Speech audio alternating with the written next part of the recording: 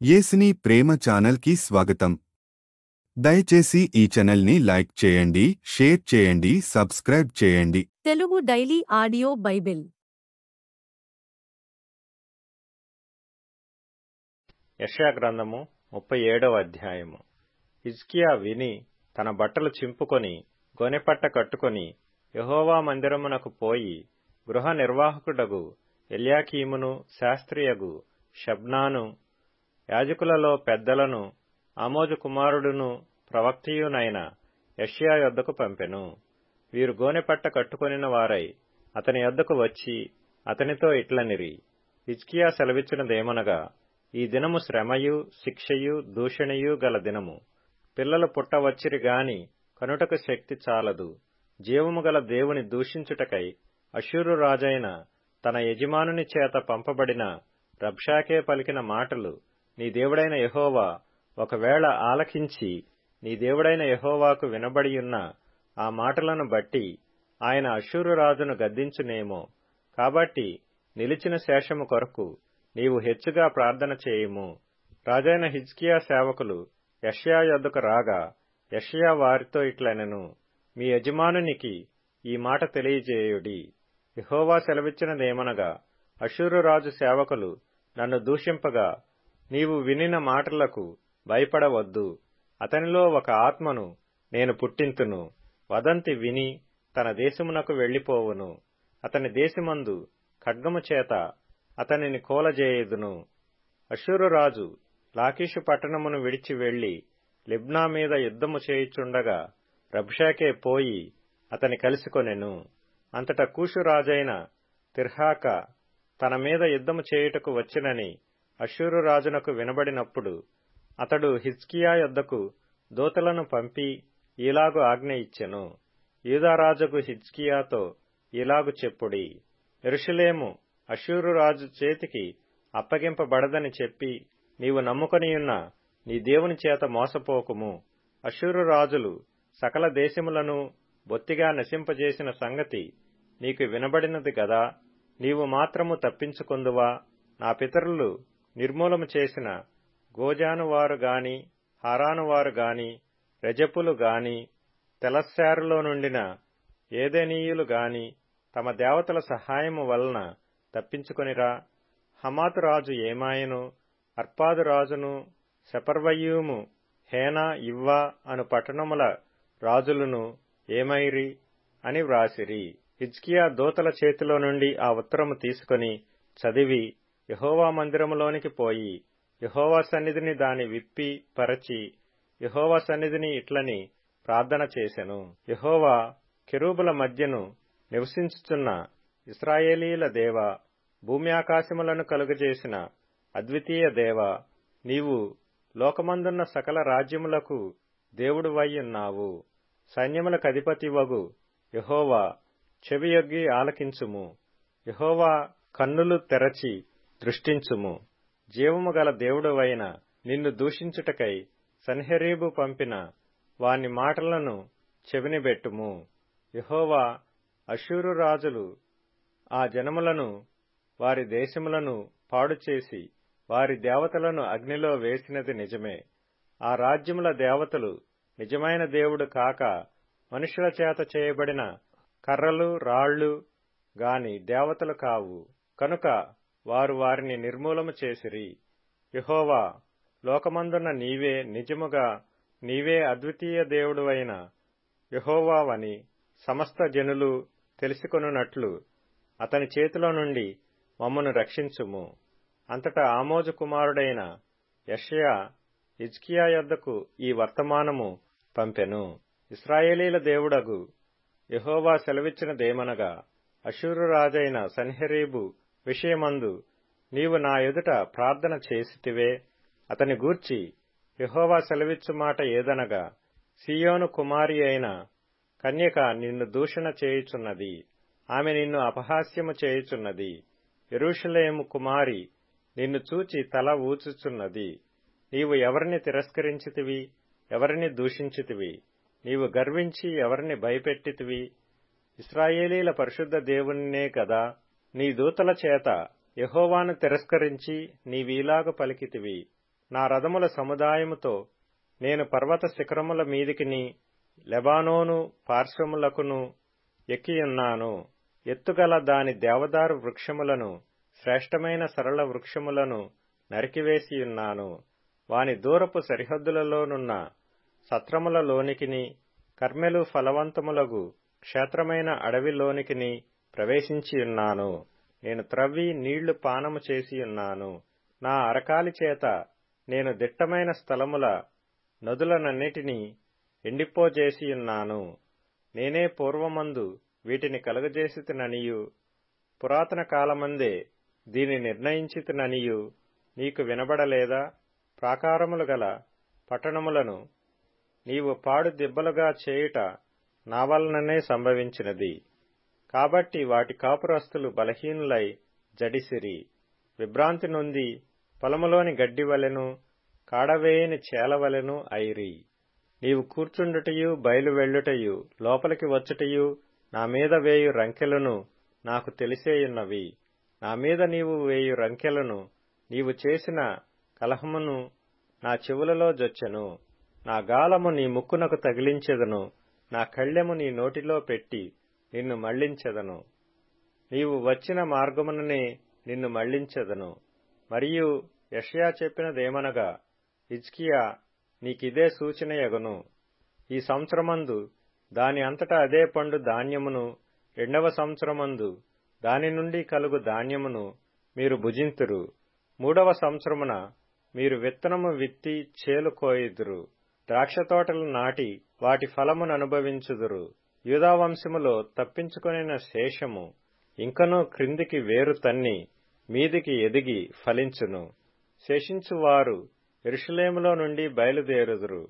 తప్పించుకొనిన వారు సియోను కొండలో నుండి బయలుదేరుదురు. సైన్యములకధిపతియగు యెహోవా ఆసక్తి దీని నెరవేర్చును. కాబట్టి అష్షూరు రాజును గూర్చి యెహోవా సెలవిచ్చినదేమనగా, అతడు ఈ పట్టణములోనికి రాడు, దానిమీద ఒక బాణమైనా ప్రయోగింపడు, ఒక కేడెమునైనా దానికి కనపరచడు, దాని ఎదుట ముట్టడి దిబ్బ కట్టడు. ఈ పట్టణము లోపలికి రాక తాను వచ్చిన మార్గముననే అతడు తిరిగిపోవును. ఇదే యెహోవా వాక్కు. నా నిమిత్తమును, నా సేవకుడైన దావీదు నిమిత్తమును నేను ఈ పట్టణమును కాపాడి రక్షించుదును. అంతటా యెహోవా దూత బయలుదేరి అష్షూరు వారి దండుపేటలో 185,000 మందిని మొత్తెను. ఉదయమున జనులు లేవగా వారందరూ మృత కళేబరములుగా ఉండిరి. అష్షూరు రాజైన సన్హెరీబు తిరిగిపోయి నీనెవే పట్టణమునకు వచ్చి నివసించిన తరువాత అతడు నిస్రోకు అను తన దేవత మందిరమందు బ్రొక్కుచుండగా అతని కుమారులైన అద్రమ్మెలకును షెరెజురును ఖడ్గముతో అతని చంపి అరారాతు దేశములోనికి తప్పించుకొనిపోయిరి. అప్పుడు అతని కుమారుడైన ఎసర్హద్దోను అతనికి మారుగా రాజాయెను. యెషయా గ్రంథము 38వ అధ్యాయము. ఆ దినములలో హిజ్కియాకు మరణకరమైన రోగము కలుగగా ప్రవక్తయు ఆమోజు కుమారుడునైన యెషయా అతని యొద్దకు వచ్చి, నీవు మరణమవుచున్నావు, బ్రతుకవు, గనుక నీవు నీ ఇల్లు చక్కబెట్టుకొనుమని యెహోవా సెలవిచ్చుచున్నాడని చెప్పగా, అతడు తన ముఖమును గోడతట్టు త్రిప్పుకొని, యెహోవా, యథార్థ హృదయుడనై సత్యముతో నీ సన్నిధిని నేనెట్లు నడుచుకొంటినో, నీ దృష్టికి అనుకూలముగా సమస్తమును నేనెట్లు జరిగించితినో కృపతో జ్ఞాపకం చేసుకొనుమని హిజ్కియా కన్నీళ్లు విడుచుచు యెహోవాను ప్రార్థింపగా, యెహోవా వాక్కు యెషయాకు ప్రత్యక్షమై ఇలాగు సెలవిచ్చెను. నీవు తిరిగి హిజ్కియా యొద్దకు పోయి అతనితో ఇట్లనుము, నీ పితరుడైన దావీదునకు దేవుడైన యెహోవా నీకు సెలవిచ్చినదేమనగా, నీవు కన్నీళ్లు విడుచుట చూచితిని, నీ ప్రార్థన నేను అంగీకరించియున్నాను. ఇంక 15 సంవత్సరముల ఆయుష్యము నీకిచ్చెదను. మరియు ఈ పట్టణమును నేను కాపాడుచు నిన్నును ఈ పట్టణమును అష్షూరు రాజు చేతిలో పడకుండా విడిపించెదను. యెహోవా తాను పలికిన మాట నెరవేర్చుననుటకు ఇది యెహోవా వలన నీకు కలిగిన సూచన. ఆహాజు ఎండ గడియారము మీద సూర్యుని కాంతి చేత దిగిన నీడ మరలా 10 మెట్లు ఎక్కజేసెదను. అప్పుడు సూర్యకాంతి దిగిన మెట్లలో అది 10 మెట్లు మరలా ఎక్కెను. యూదారాజైన హిజ్కియా రోగియై ఆరోగ్యము పొందిన తరువాత అతడు రచయించినది: నా దినముల మధ్యాహ్న కాలమందు నేను పాతాళ ద్వారమున పోవలసి వచ్చెను. నా ఆయుశ్శేషము పోగొట్టుకొనియున్నాను. యెహోవాను, సజీవుల దేశమున యెహోవాను చూడకపోవుదును. మృతుల లోక నివాసినై ఇకను మనుషులను కానకపోవుదునని నేననుకొంటిని. నా నివాసము పెరికివేయబడెను. గొర్రెల కాపరి గుడిసెవలే అది నా యొద్ద నుండి ఎత్తికొని పోబడెను. నేయువాడు తన పని చుట్టుకొనున్నట్లు నేను నా జీవము ముగించుచున్నాను. ఆయన నన్ను బద్దె నుండి కత్తిరించుచున్నాడు. ఒక దినములోగా నీవు నన్ను సమాప్తి చేయుచున్నావు. ఉదయమగు వరకు ఓర్చుకొంటిని. సింహము ఎముకలను విరచునట్లు నొప్పిచేత నా ఎముకలన్నీయు విరువబడెను. ఒక దినములోగానే నీవు నన్ను సమాప్తి చేయుదువు. మంగళకత్తి పిట్టవలెను, ఓదె కొరకు వలెను నేను కిచకిచలాడితిని. గువ్వవలే మూల్గితిని. ఉన్నత స్థలము తట్టు చూచి చూచి నా కన్నులు క్షీణించెను. నాకు శ్రమ కలిగెను. యెహోవా, నా కొరకు పూటబడియుండుము. నేనేమందును? ఆయన నాకు మాట ఇచ్చెను, ఆయనే నెరవేర్చెను. నాకు కలిగిన వ్యాకులమును బట్టి నా సంవత్సరములన్నీయు నేను మెల్లగా నడుచుకొందును.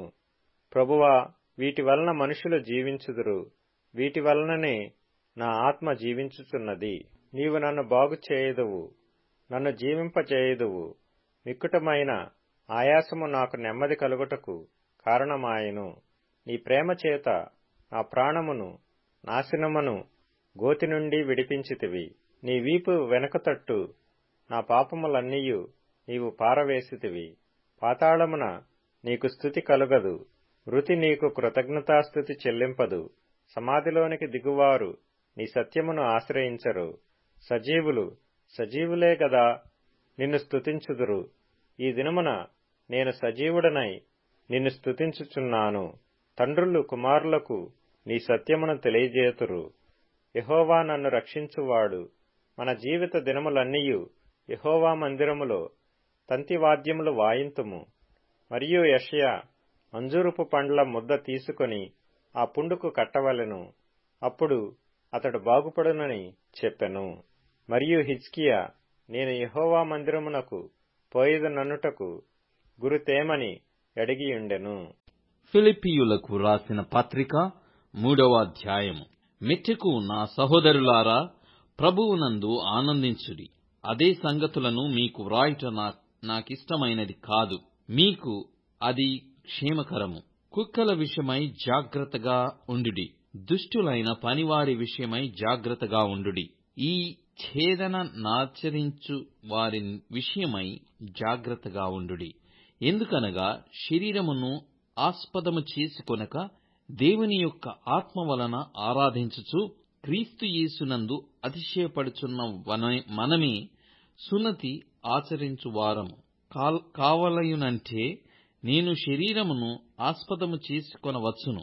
మరి ఎవడైనను శరీరమును ఆస్పదము చేసుకొన దలచిన ఎడల నేను మరి ఎక్కువగా చేసుకొనవచ్చును. 8వ దినమున సున్నతి పొంది తిని ఇశ్రాయేలు వంశము వాడనై బెన్యామీను గోత్రములో పుట్టి హెబ్రీయుల సంతానమైన హెబ్రీయుడనై ధర్మశాస్త్ర విషయము పరిసయ్యుడనై ఆసక్తి విషయము సంఘమును హింసించువాడనై ధర్మశాస్త్రము వలని నీతి విషయము అనింద్యుడనై యుంటిని. అయినను ఏవేవి నాకు లాభకరములై యుండెనో వాటిని క్రీస్తు నిమిత్తము నష్టముగా ఎంచుకొంటిని. నిశ్చయముగా నా ప్రభు అయిన యేసు క్రీస్తును గూర్చిన అతి శ్రేష్టమైన జ్ఞానము నిమిత్తమై సమస్తమును నష్టముగా ఎంచుకొంచున్నాను.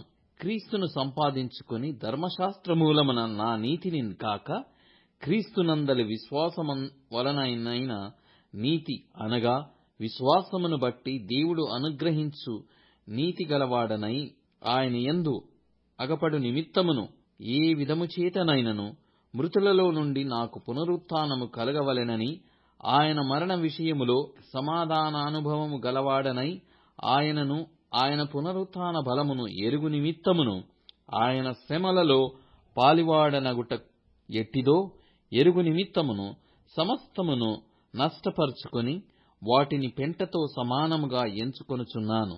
ఇదివరకే నేను గెలిచితినని అయినను, ఇదివరకే సంపూర్ణ సిద్ధి పొందితిని అని అయినను నేను అనుకొనుటలేదు గాని, నేను దేని నిమిత్తము క్రీస్తు యేసు చేత పట్టబడితినో దాని పట్టుకొనవలెనని పరిగెత్తుచున్నాను. సహోదరులారా, నేనిదివరకే పట్టుకొని యున్నానని తలంచుకొనను. అయితే ఒకటి చేయుచున్నాను, వెనుక ఉన్నవి మరచి ముందున్న వాటి కొరకై వేగిరపడుచు క్రీస్తు యేసునందు దేవుని ఉన్నతమైన పిలుపునకు కలుగు బహుమానమును పొందవలెనని గురియుద్దకే పరిగెత్తుచున్నాను. కాబట్టి మనలో సంపూర్ణులమైన వారమందరము ఈ తాత్పర్యమే కలిగియుందము. అప్పుడు దేని గూర్చి అయినను మీకు వేరు తాత్పర్యము కలిగియున్న యెడల అదియు దేవుడు మీకు బయలుపరచును. అయినను ఇప్పటి వరకు మనకు లభించిన దానిని బట్టియే క్రమముగా నడుచుకొందము. సహోదరులారా, నన్ను పోలి నడుచుకొనుడి. మేము మీకు మాదిరి అయిన ప్రకారము నడుచుకొని వారిని గురిపెట్టి చూడుడి. అనేకులు క్రీస్తు శిలువకు శత్రువులుగా నడుచుకొనుచున్నారు. వీరిని గూర్చి మీతో అనేక పర్యాయములు చెప్పి ఇప్పుడును ఏడ్చుచు చెప్పుచున్నాను. నాశనమే వారి అంతము, వారి కడుపే వారి దేవుడు. వారు తాము సిగ్గుపడవలసిన సంగతుల యందు అతిశయపడుచున్నారు. భూసంబంధమైన వాటి యందే మనస్సునుంచుచున్నారు. మన పౌరస్థితి పరలోకమందున్నది. అక్కడ నుండి ప్రభువైన యేసుక్రీస్తు అను రక్షకుని నిమిత్తము కనిపెట్టుకొనియున్నాము. సమస్తమును తనకు లోపర్చుకొన జాలిన శక్తిని బట్టి ఆయన మన దీన శరీరమును తన మహిమగల శరీరమునకు సమరూపము గలదానిగా మార్చును. దయచేసి ఈ ఛానల్ని లైక్ చేయండి, షేర్ చేయండి, సబ్స్క్రైబ్ చేయండి.